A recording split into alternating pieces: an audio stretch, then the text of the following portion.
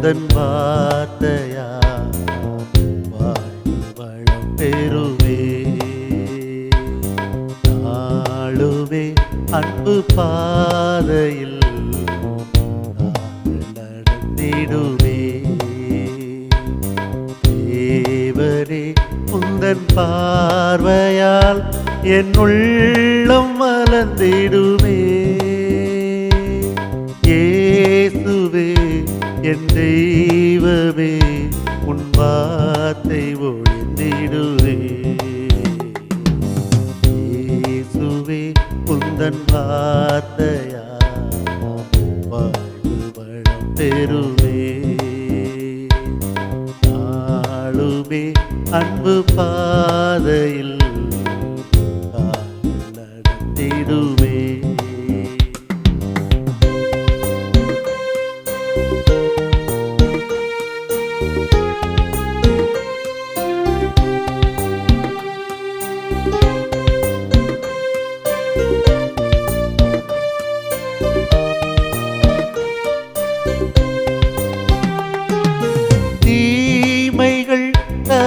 தகர்ந்தொழிந்திடும் உன் வார்த்தை வலிமையிலே பகைமையும் சுயநலன்களும் இங்கு வீழ்ந்து ஒழிந்திடுமே தீமைகள் தகர்ந்தொழிந்திடும் உன் வார்த்தை வலிமையிலே பகைமையும் சுயநலன்களும் இங்கு வீழ்ந்து ஒழிந்திடுமே நீதியும் அன்பு நேர்மையும் பொங்கி நிறைந்திடுமே இயேசுவே என் தேவரே உன் வார்த்தை ஒழிந்திடுமே உந்தன் வார்த்தையா வாழ்வு வளம் பெறுமே நாளுமே அன்பு பாதையில் நடந்திடுமே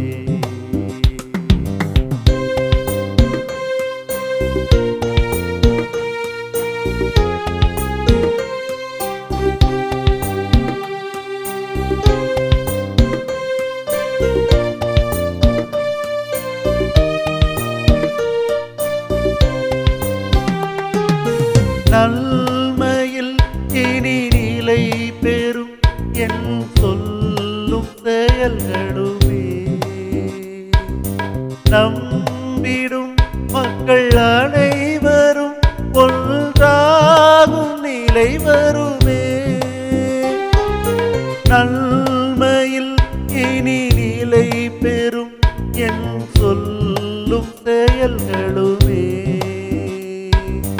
நம்பிடும் மக்கள் அனைவரும் ஒன்றாகும் நிலை வருமே வென்றிடும் புது விந்தைகள் உன்னை புகழ்ந்திடுமே இயேசுவே என் தெய்வமே உன் வார்த்தை ஒழிந்திடுமே உந்தன் வார்த்தையா வாழ்வு வளம் பெறுமே நாளுமே அன்பு பாதையில் நடந்திடுமே தேவரே உந்தன் பார்வையால் என் உள்ளம் மலர்ந்திடுமே இயேசுவே என் தெய்வமே உன் வார்த்தை ஒழிந்திடுவே இயேசுவே உந்தன் வார்த்தையா வாழ்வு வளம் பெறுமே நாளுமே அன்பு பாதையில் நடந்திடுமே.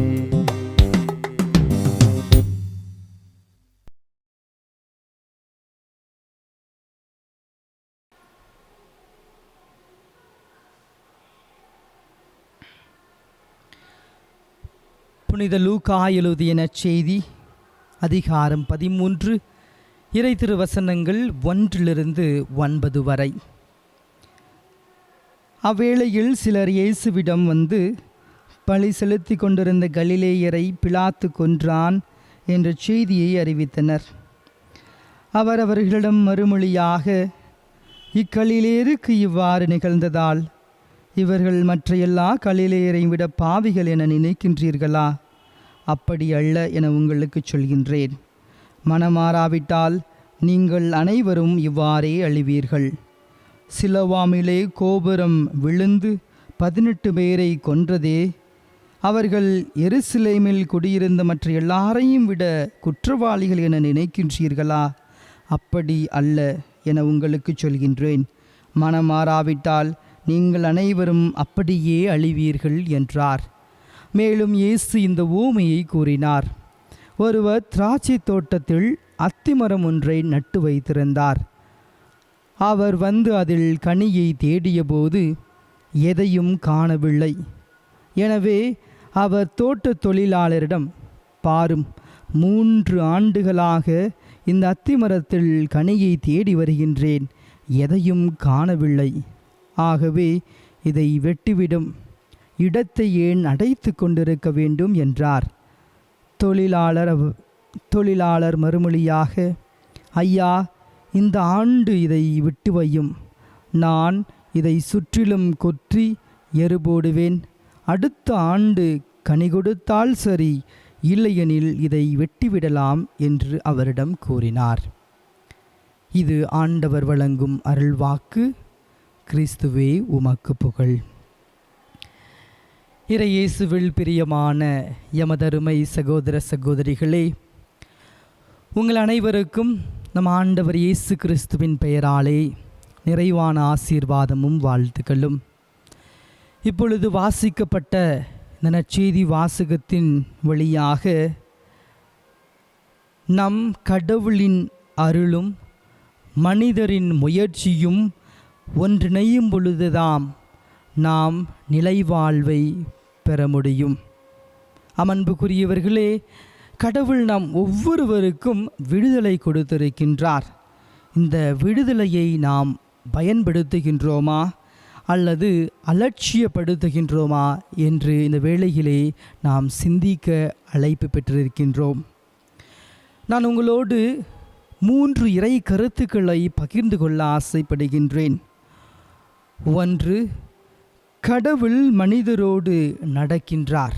அன்புக்குரியவர்களே, நம் ஆண்டவராகிய இயேசு கிறிஸ்துவும் நம் உன்னத கடவுளும் நம்மோடு எவ்வேளையுமே நடந்து கொண்டிருக்கின்றார்கள். நம்மை அவர்கள் நிறைவாக ஆசீர்வதித்து கொண்டிருக்கின்றார்கள். இதைத்தான் விடுதலை பயணம் அதிகாரம் 3 இறை திருவசனம் 14 நாம் பார்க்கின்றோம். கடவுள் மோசேயை நோக்கி, இருக்கின்றவராக இருக்கின்றவர் நானே என்று சொல்கின்றார். அன்புக்குரியவர்களே, இதன் மூலமாக கடவுள் நம்மோடு எப்பொழுதும் எவ்வேளையும் துணை நிற்கின்றார் என்ற உறுதியை இன்று நமக்கு நம் ஆண்டவராகிய இயேசு கிறிஸ்து கொடுக்கின்றார். இதற்கு சிறந்த எடுத்துக்காட்டாக இருப்பது இஸ்ரேலின் அந்த அழிவிலிருந்து மீண்ட அந்த வாழ்வு. அன்புக்குரியவர்களே, 430 ஆண்டுகளாக இஸ்ரேலர் எகிப்தினர் மீது அடிமையாக இருந்தார்கள். அன்புக்குரியவர்களே, இவருடைய அடிமை எவ்வாறாக இருக்கின்றது என்று நாம் சிந்தித்து பார்க்கையிலே 3 விதமான அடிமைத்தனத்தை இவர்கள் தனது வாழ்விலே அவர்கள் துன்பத்தோடும் துயரத்தோடும் கண்ணீரோடும் கண்டார்கள் என்று நாம் பார்க்கின்றோம். முதலாவதாக உடல் ரீதியான அடிமை. அன்புக்குரியவர்களே, எகிப்தியர் இஸ்ராயலருக்கு மிக கடினமான பழுவினை கொடுக்கின்றார்கள். மிகவும் வருத்தக்கூடிய செயல்களை அவர்களை செய்ய வைக்கின்றார்கள். இரவும் பகலும் அவர்களை துன்புறுத்துகின்றார்கள், வதத்துகின்றார்கள். இறைவன் எங்களை கைவிட்டு விட்டார் என்ற ஒரு எண்ணத்திலே அவர்கள் வாழ ஆரம்பிக்கின்றார்கள். இரண்டாவதாக மன ரீதியான அடிமைத்தனத்தை அவர்கள் தனது வாழ்க்கையிலே தனது பயணத்திலே சந்திக்கின்றார்கள்.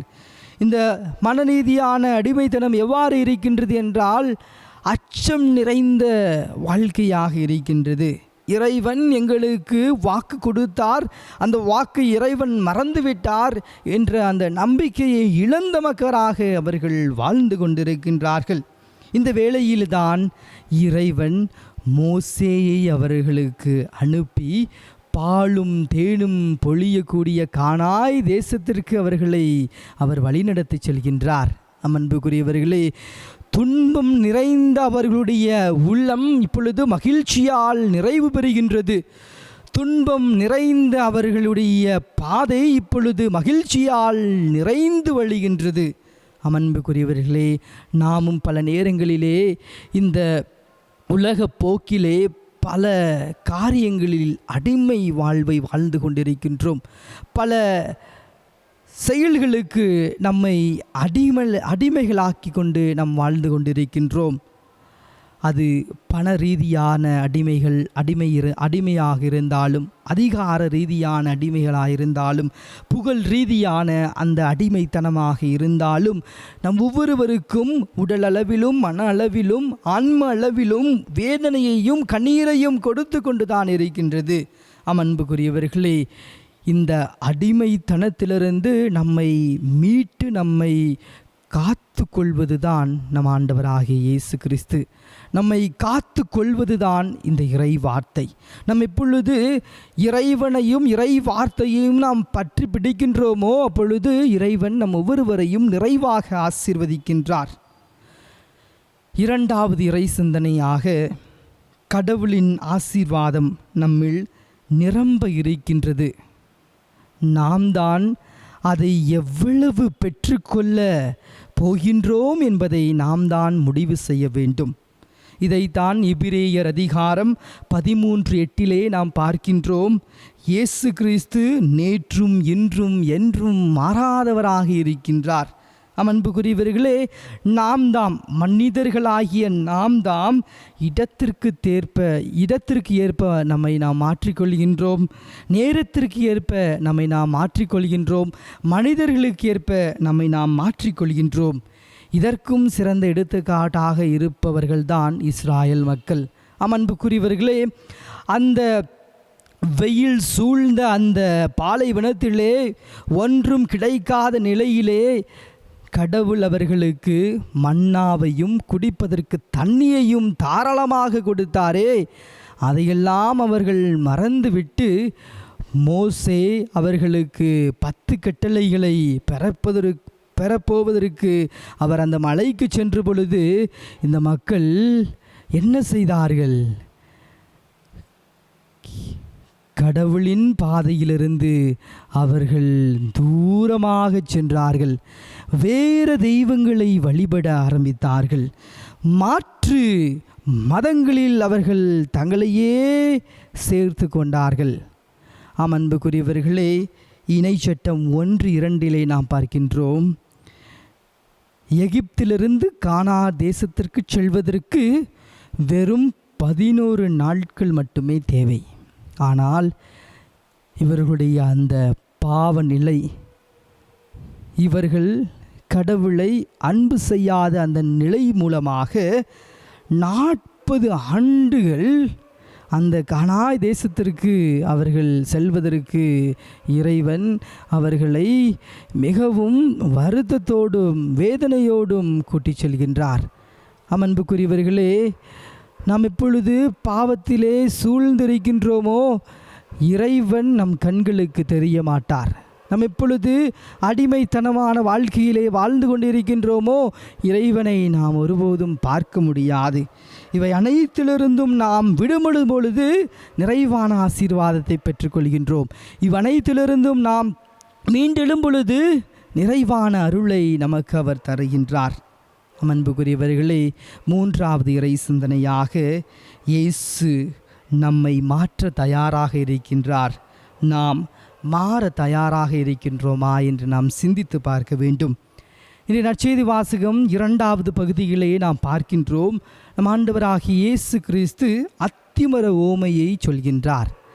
அந்த அத்திமரம் தன்னை மாற்றுவதற்கு தயாராக இருந்தது. அழிவிலிருந்து தன்னையே காத்து கொண்டது. நாம் நம்முடைய வாழ்விலே நம்மை மாற்றுவதற்கு தயாராக இருந்தோமெனில் கண்டிப்பாக நமக்கு இறைவனின் ஆசீர்வாதம் என்றும் நிலைத்திருக்கும். இதைத்தான் நினிவே நகர மக்களின் வாழ்விலும் நான் பார்க்கின்றோம். எப்பொழுது கடவுள் யோனாவை அனுப்பி நீங்கள் வாழுகின்ற இந்த வாழ்க்கை கடவுளுக்கு உரிய வாழ்க்கை அல்ல என்று சொன்ன பொழுது அந்த மக்கள் தங்களை மாற்றிக்கொள்ள தயாராக இருந்தார்கள். நிறைவான ஆசீர்வாதத்தை பெற்றுக்கொண்டு அழிவிலிருந்து தம்மையே காத்து கொண்டார்கள். நாம் நம்முடைய வாழ்விலே இறைவனிடம் நாம் அனைவரும் நாம் பணிந்து, இறைவா நீர் என்னை மாற்றிவிடும், நீர் என்னை ஒரு புதிய மனிதனாக மாற்றிவிடும் என்று நாம் சொல்லி இறைவனின் தயவை நாம் எப்பொழுதும் கேட்க வேண்டும்.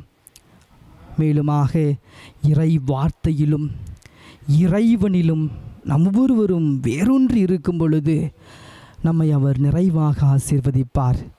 இந்த ஒரு அருமையான வேளையிலே இறைவன் நம்மோடு இருக்கின்றார். நம் குறைகளையும் கண்ணீர்களையும் துடைக்க இருக்கின்றார். இந்த இறைவனின் நிறைவான ஆசீர்வாதத்தை பெறுவோம். ஆமேன்.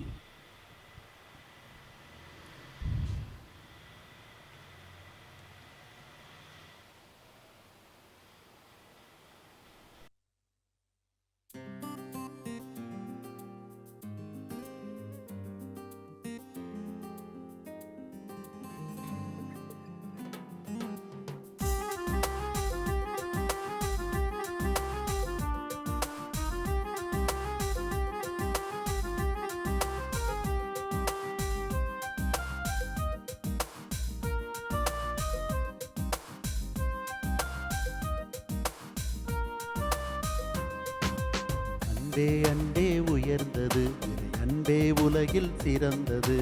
அன்பே அன்பே உயர்ந்தது, இறை அன்பே உலகில் சிறந்தது.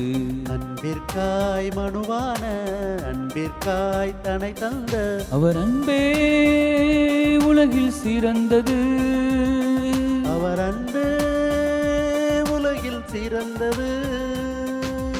அன்பே அன்பே உயர்ந்தது, இறை அன்பே உலகில் சிறந்தது. அன்பே அன்பே உயர்ந்தது, இறை அன்பே உலகில் சிறந்தது.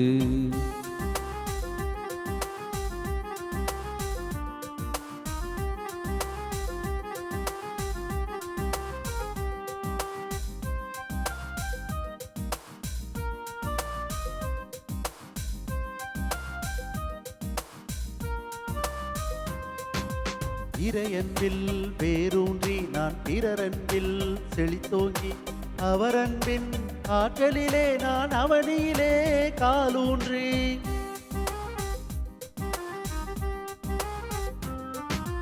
இறையன்பில் வேரூன்றி நான் பிறரன்பில் செழித்தோங்கி, அவர் அன்பின் ஆற்றலிலே நான் அவனியிலே காலூன்றி. அன்பு பணியாற்றுவே, அவர் அன்பில் பணியாற்றுவே. அன்பு பணியாற்றுவே, அவர் அன்பில் பணியாற்றுவே. அவர் அன்பே அன்பே உயர்ந்தது, அன்பே உலகில் சிறந்தது. அன்பே அன்பே உயர்ந்தது, இறை அன்பே உலகில் சிறந்தது. அன்பிற்காய் மனுவான, அன்பிற்காய் தனை தந்த அவர் அன்பே உலகில் சிறந்தது. அவர் அன்பே உலகில் சிறந்தது.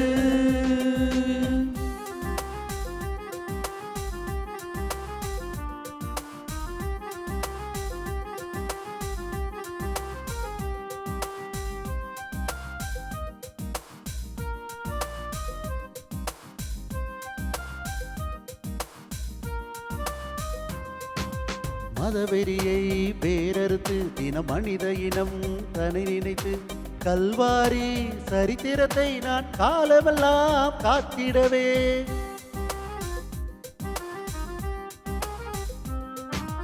மதவெறியை வேறறுத்து தினம் மனித இனம் தன்னை நினைத்து, கல்வாரி சரித்திரத்தை நான் காலமெல்லாம் காத்திடவே. அன்பு பணியாற்றுவே, அவர் அன்பில் பணியாற்றுவேன். அன்பு பணியாற்றுவேன், அவர் அன்பில் பணியாற்றுவேன். அவர் அன்பே அன்பே உயர்ந்தது, அன்பே உலகில் சிறந்தது. அன்பே அன்பே உயர்ந்தது, இறை அன்பே உலகில் சிறந்தது. அன்பிற்காய் மனுவான, அன்பிற்காய் தனை தந்த அவர் அன்பே உலகில் சிறந்தது. அவர் அன்பே உலகில் சிறந்தது. அவர் அன்பே உலகில் சிறந்தது. அவர் அன்பே உலகில் சிறந்தது.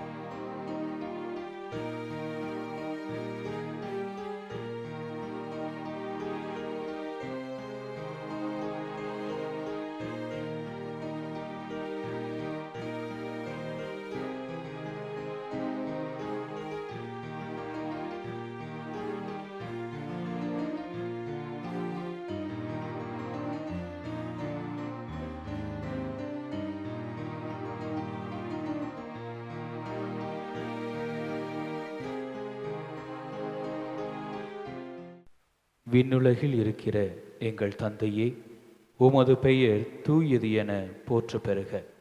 உமது ஆட்சி வருக. உமது திருவுளம் விண்ணுலகில் நிறைவேறுவது போல மண்ணுலகிலும் நிறைவேறுக. எங்கள் அன்றாட உணவை இன்று எங்களுக்கு தாரும். எங்களுக்கு எதிராக குற்றம் செய்வோரை நாங்கள் மன்னிப்பது போல எங்கள் குற்றங்களை மன்னியும். எங்களை சோதனைக்கு உட்படுத்தாதேயும், தீமையிலிருந்து எங்களை விடுவித்தருளும். ஆமென்.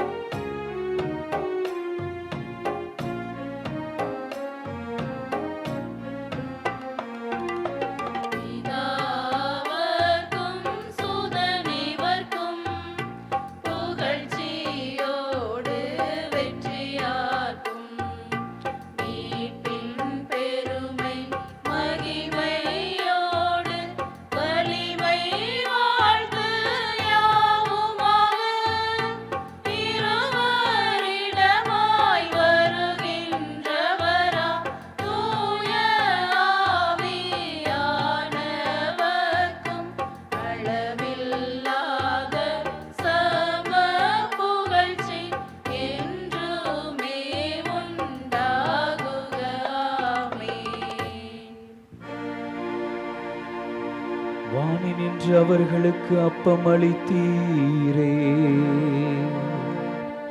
இனிமேலாம் கன்னலத்தை கொண்ட அப்பம் இதுவே. மன்றாடுவோமாக. இறைவா, இந்த வியப்புக்குரிய திருவருட் சாதனத்திலே உம்முடைய பாடுகளின் நினைவை எங்களுக்கு இட்டு சென்றீ. உம் திருவுடல் திரு இரத்தம் ஆகியவற்றின் தூய மறைபொருளை வணங்கும் நாங்கள் உமது மீட்பின் பயனை இடைவிடாமல் தூய்த்துணர்ந்து மகிழ அருள்வீராக. தந்தையாகி இறைவனோடு தூய ஆவியாரின் ஒன்றைப்பில் இறைவனாய் என்றென்றும் வாழ்ந்து ஆட்சி செய்கின்ற உம்மை மன்றாடுகின்றோ.